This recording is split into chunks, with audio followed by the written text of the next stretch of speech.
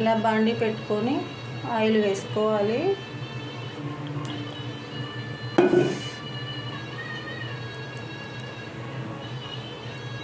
టమాటా వేసుకోవాలి.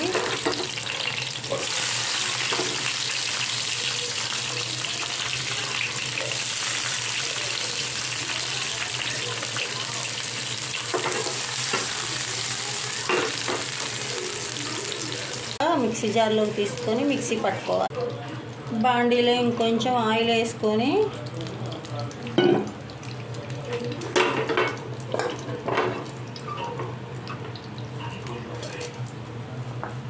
ఇలా పన్నీర్ ముక్కలు వేసుకోవాలి.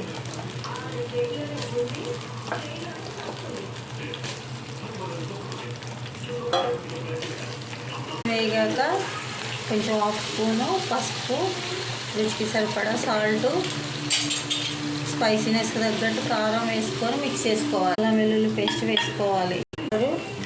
కొంచెం దాల్చిన చెక్క పౌడరు, కొంచెం గరం మసాలా వేసేసుకోవాలి. మనము ఆనియన్స్ టమాటా మిక్సీ పట్టుకున్నాం కదా, అది కూడా దీంట్లో వేసేసుకోవాలి. కడిగి పెట్టాను నేను, అది కూడా పోసేసుకోవాలి.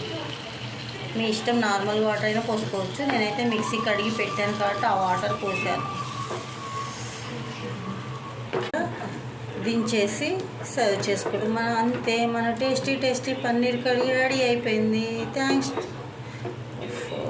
For watching. Bye bye.